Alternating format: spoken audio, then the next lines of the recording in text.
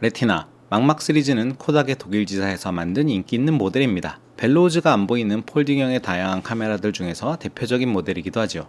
1934년부터 1960년까지 생산된 레티나 중에서 마지막 모델이 바로 3C 대창 버전입니다. 저도 2012년 레티나 3C 대창 버전을 구해서 실촬영보다는 촬영 소품으로 더 많이 사용한 기기이기도 하고요. 자, 그러면 이제 국내에서는 의류회사로 잘 알려진 코닥의 레티나 3C에 대해서 이야기를 해보도록 하겠습니다.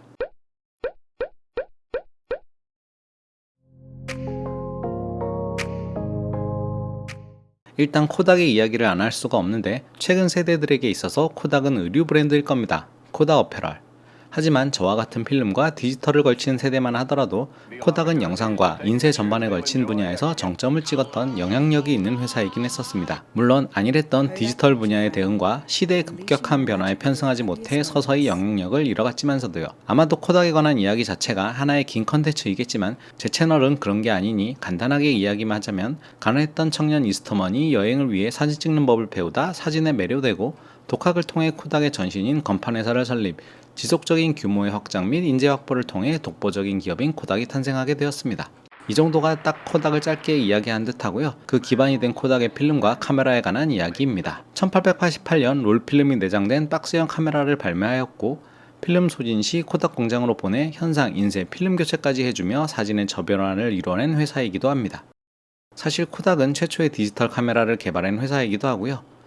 그 원천 기술을 기반으로 컴팩트부터 하이엔드, 전문가 디지털 카메라 센서까지 부지런히 공략을 했었지만, 시대적 흐름이 스마트폰의 보급과 발전으로 인하여 디지털 카메라 시장이 급속도로 위축됨에 따라 아날로그와 디지털 이미징 모든 분야에서 역사의 뒤안길로 물러나게 됩니다. 여하튼 디지털은 제쳐두고 필름 시절 이야기로 다시 돌아가 보도록 하겠습니다.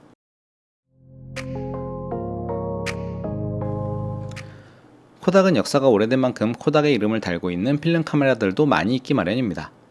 코닥은 멕시코를 제외한 전 세계 각 지사에서 각각의 모델을 만들어내긴 했었습니다.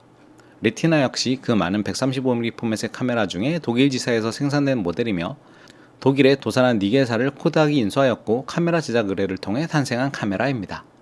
당시 코닥이 35mm 파트노레를 처음 적용한 모델이라고도 알려져 있습니다. 고정형 모델 중에는 저가형의 레티네트, 일부 레티나 S 모델 등과 레인지 파인더 모델, 그리고 오토매틱 1, 2, 3, SLR 타입의 레티나 리플렉스 등의 모델이 있는 것으로 알려져 있습니다. 그 중에서 폴딩형의 모델들만 간략히 소개하도록 하겠습니다. 레티나라는 이름의 카메라 중에서도 폴딩형 모델은 레티나 1, 레티나 2, 레티나 3로 나눌 수가 있으며, 레티나 1 같은 경우에는 세계 2차 세계대전 전후의 모델의 재질과 재원이 조금씩 다르지만 전체적으로 목측식입니다. 50mm 렌즈를 기본적으로 채택하고 있으며 폴딩형으로 레티나 시리즈의 매력 중에 하나이긴 합니다. 레티나 2 모델도 전쟁 전후의 모델이 따로 있긴 합니다. 레티나 2에서부터는 거리계가 연동되어 초점 맞추는 것이 가능해졌습니다. 레티나 3 모델은 거리계 연동과 함께 셀레늄 노출계도 포함된 모델입니다. 1977년 생산된 50주년 기념 한정 모델을 제외하면 사실상 시리즈의 마지막 기기입니다. 그리고 이번 영상의 주인공이 바로 이 레티나 3 대창 버전입니다.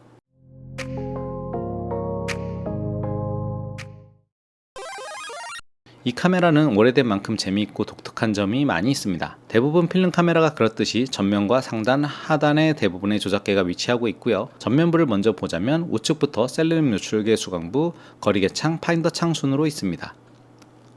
셀레늄 노출계는 제 것은 아직 살아있지만 죽어있는 기기들이 많고 정확도는 기대하기 어렵습니다. 거리계 창을 가리면 프레임과 이중압 지상이 사라지게 되고요. 해당 카메라의 가장 큰 특징은 폴딩형 카메라로 앞에 커버를 당기면 렌즈가 함께 나오게 된다는 겁니다. 딱 보시면 뭔가 복잡하고 아름다워 보이지만 카메라의 대부분은 똑같습니다. 별거 없고요. 일단 가장 앞쪽 톱니 형태의 다이얼을 돌리면 셔터 스피드와 조리개가 함께 돌아가게 됩니다. 그리고 하단의 레버를 돌리면 조리개 부분만 돌아가는 형태입니다. 이 카메라는 노출값을 측정하여 조리개와 셔터 스피드를 조절해서 EV 값에 맞추는 방식이고요. 우하단부에 살짝 튀어나온 돌기가 초점 레버입니다. 해당 레버로 맞춘 초점 거리는 거리계와 연동이 됩니다. 참고로 렌즈를 수납하기 위해서는 초점 거리를 무한대로 맞추고 상하의 돌기를 눌러서 수납하면 됩니다. 그리고 녹색의 레버가 보이는데 MXV로 표시되어 있습니다. X접점의 경우 전자식 플래시 사용 시 전 셔터가 연동이 되고요. 발광 램프는 1분에 125분의 1초로 연동이 됩니다. M접점은 발광 램프의 종류와 가이드 넘버에 따라 조절해 주어야 하는데 둘 다 지금은 거의 사용하지 않는 방식이고요. V는 태엽을 통한 10초의 셀프 타이머로 셔터가 장전된 상태에서만 진입이 가능합니다. 안 올라간다고 힘주지 말고 셔터를 꼭 장전 후에 작동하시기 바랍니다. 망가질 수가 있거든요. 해당 레버 밑에 보이는 것이 플래시 소켓 연결부입니다. 사용할 일이 있을까 싶네요. 여담이지만 이 카메라는 렌즈 교환이 가능합니다. 통칭 C형 마운트라고 하고 저도 렌즈는 가지고는 있습니다. 기본적으로 슈나이더 크로이츠나우와 로렌스톡의 두 가지로 나뉘는데요. 둘의 마운트 돌기나 마운트 C 렌즈의 위치가 조금씩 다릅니다. 비교해보시면 아실 수 있을 겁니다. 제가 35mm는 슈나이더고 80mm는 로렌스톡인데 마운트하면 거리계 표시가 틀어지게 되더군요. 재미있는 점은 우리가 익히 알고 있는 렌즈 교환형은 렌즈 전체를 바꾸게 되는 데 비해 레티나 C형 마운트는 조리개와 렌즈의 마지막 렌즈군이 바디에 고정되어 있으며 렌즈의 제2주점을 기준으로 앞부분의 렌즈 뭉치만 교환이 되는 방식이라는 겁니다. 즉 렌즈에 붙어있는 초점링 등은 아무 쓸모도 없고 돌려봐야 반응도 없는 상황이고요. 초점은 여전히 바디의 초점 구동부를 통해 파인더의 이중합치를 보고 맞춰야 합니다. 여하튼 렌즈의 분리 및 체결은 간단하며 적색에서 흰색으로 돌려주면 결합, 빨간 쪽으로는 분리가 됩니다. 여담이지만 당연하게도 렌즈 교환 후에는 전혀 수납이 되지 않으며 50mm의 경우 렌즈의 시리얼과 바디의 시리얼이 일치해야 제 짝이라고 하는데 제 것은 꽝인 것 같네요. 세월이 있는 기기라 별 수 없다고 생각을 합니다.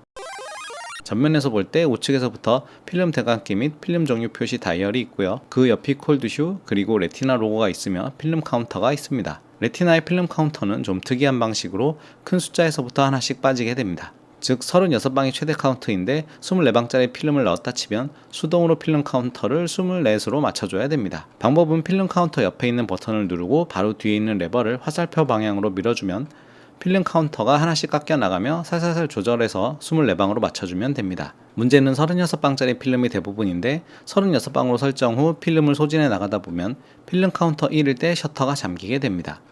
물론 필름이 남아있다면 필름 카운터 옆에 레버를 누르고 뒷레버를 돌려서 카운터를 풀어주면 되지만 필름이 다 감긴 상태에서 무리하게 셔터를 감게 되면 더욱 최악의 경우를 맞이할 수도 있기 때문입니다. 장전 레버를 돌리는 중간에 필름이 다 당겨진 상태에서는 하단의 리버싱 버튼을 누르고 마저 셔터를 감으면 되고요. 그래도 가장 안전한 것은 필름을 아끼지 마시고 그냥 필름 카운터가 다 되면 빼내시길 바랍니다. 그 이유는 레티나 3C의 고질적인 문제로 필름 장전 레버와 셔터를 이어주는 부품의 구조가 복잡하고 약해서 셔터가 걸렸을 경우 장전 레버를 무리하게 감다가는 부품이 갈려나가는 경우가 발생하여 되돌릴 수 없는 결과를 초래하는 경우가 발생하기 때문입니다. 스페어 바디로 부품을 교환해야 합니다. 다시 상판으로 돌아가서 셔터가 있고 그 옆에 노출 지침계와 EV값 표시 다이얼 및 감도 조절 다이얼이 있습니다. 노출과 촬영 방법은 필름 넣기 및 촬영하기에서 상세히 설명을 드리도록 하겠습니다. 후면은 파인더와 앞서 상단부 때 함께 말씀드린 필름 카운터 조절 레버가 있는 사항입니다. 파인더 내부는 가장 두꺼운 것이 가운데 50mm 기준으로 안쪽이 80mm, 바깥쪽이 35mm 창입니다. 각 파인더마다 안쪽으로 눈금이 있는데 이것은 시차 보정을 위한 가이드라인으로 2m 이내의 경우에는 안쪽의 눈금을, 2m에서 무한대는 정규 프레임을 보시면 됩니다. 그리고 가운데 이중합치 창으로 초점을 조절하시면 되고요. 하부도 심플합니다. 특이하게도 하부에 필름 이송 레버가 있는 것이 특징이긴 하고요. 필름 이송 레버에 붙어있는 작은 버튼이 리버설 버튼인데 해당 버튼을 누르고 돌리면 필름 이송 없이 셔터만 장전이 되므로 다중 노출 촬영이나 필름이 다 소진되어 셔터가 중간에 걸릴 때 누르고 셔터를 마저 감아주면 됩니다. 셔터가 다 감기면 버튼이 다시 튀어나오게 됩니다. 필름을 다 소진 후 필름을 되감을 때 한번 눌러주면 고정이 되고 그 상태로 필름을 감아주면 됩니다. 가운데가 액세서리 홀인데 나사선 같은 거는 없어 보이고요. 맨 오른쪽은 삼각대 소켓이 있어 케이스 등의 체결이 가능하며 필름 뒷뚜껑을 열기 위해서 돌기를 화살표 방향으로 제치면 작은 버튼이 나오는데 버튼을 누르면 뒷뚜껑이 열리게 됩니다. 뒷판 자체는 아무것도 없고 필름실은 일반 카메라와 같이 좌측에 필름이 우측에 이송장치가 있습니다.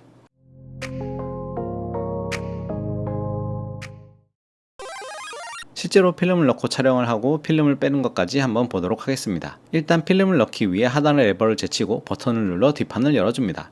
좌측에 보면 필름 고정대가 내려와 있는데 상판에 필름 감기 레버를 들어 올려줍니다.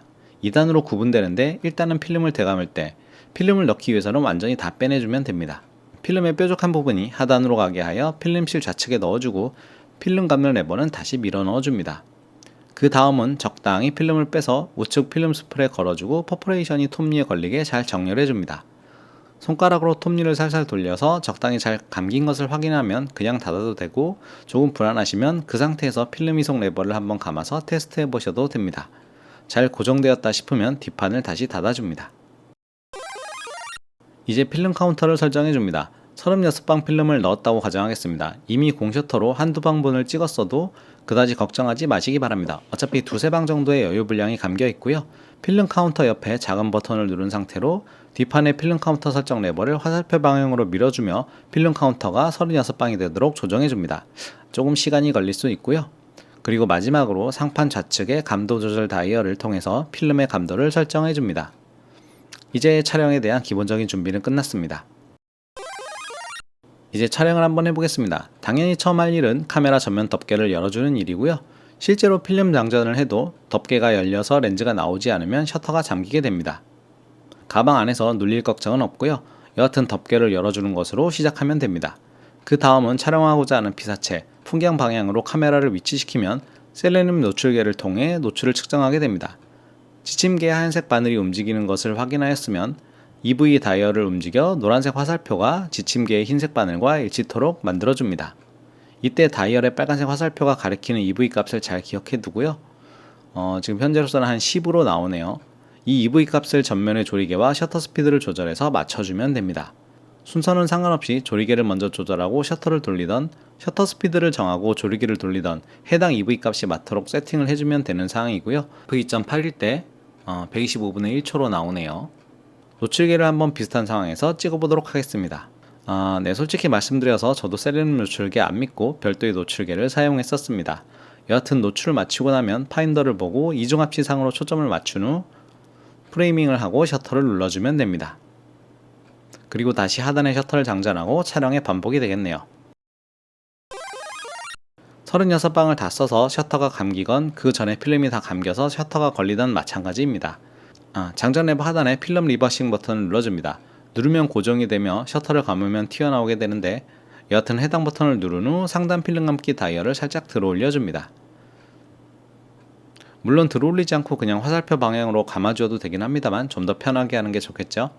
2단으로 걸리는 구조인데 검정색 테두리가 보이는 정도까지만 들어 올린 후 감아주면 됩니다. 다 감아주면 수풀에서 필름 빠지는 소리가 들릴 겁니다. 그러면 다시 하단에 숨겨진 버튼을 눌러 뒷판을 열어주고 상단에 필름을 대감던 다이얼을 완전히 빼주면 필름을 빼낼 수 있습니다.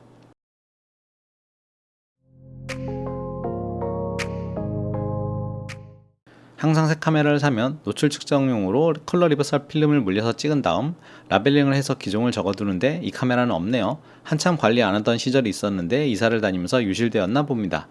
아마도 현재 제가 가진 카메라 중에서는 가장 올드한 카메라로서 봄이 되면 한번 다시 쥐어봐야겠습니다. 좋은 날 촬영하고 현상까지 하는 컨텐츠로 찾아뵐 수 있었으면 좋겠네요. 긴 영상 끝까지 봐주셔서 감사합니다.